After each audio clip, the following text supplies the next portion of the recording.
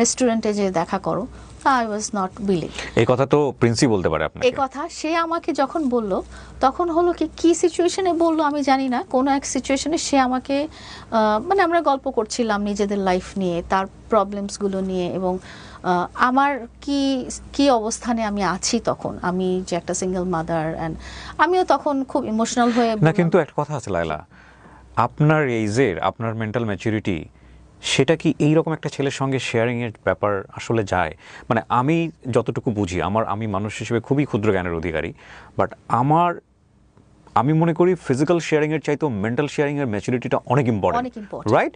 কিন্তু mental sharing তো আমার মতো মেন্টাল ম্যাচিউর একটা মানুষ না হলে আমি তাহলে তার সাথে শেয়ার করবো না।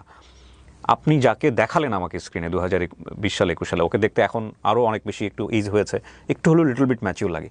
আর আপনাকে দেখেও তো আমার যথেষ্ট ম্যাচিউর মনে হয়েছে। যে আপনি কিভাবে তার সাথে এই আপনার পারিবারিক বিষয়গুলো শেয়ার করছেন, কেন করছেন? কেন, ওই যে বললাম না যে এক নাম্বার হচ্ছে যে আই ওয়াজ ইন এ কি বলবো, মানে এইরকম একটা হিপ হপ টাইপের একটা বাচ্চা, যে হচ্ছে হলো আপনার না, যে হচ্ছে চুল সাদা করে বেড়ায়, কালো করে বেড়ায়, এবং যার এডুকেশন লেভেল এসএসসিও পাস করে নাই, যার এডুকেশন লেভেল, যার ফ্যামিলি ব্যাকগ্রাউন্ড আপনার ধারে কাছেও নাই, তার সাথে আপনি আপনার ফ্যামিলিগত বিষয় শেয়ার করছেন, ইন হোয়াট সেন্স? সবচেয়ে মজার ব্যাপার হলো যে সে অতটুকু ম্যাচিউর মানুষ ছিল যে আমাকে সে কনভিন্স করতে পেরেছে যে আমি কি সিচুয়েশনে আছি সেটা বলানোর মতো। কিরকম?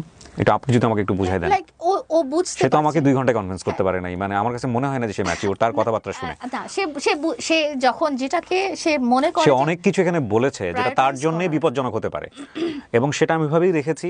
এটা বোঝানোর জন্য দর্শককে যে তার মেন্টালি ম্যাচুরিটি জায়গাটা ঘাটতি আছে, আমার কাছে মনে হয়েছে।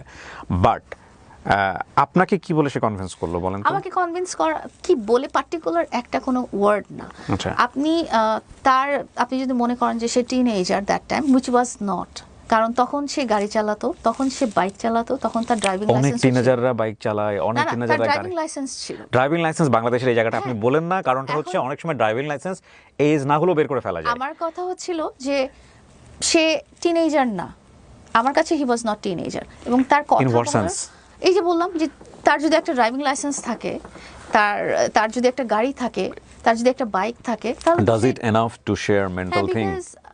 মেন্টাল আপনার মতো ম্যাচুরিটি জায়গাটা থেকে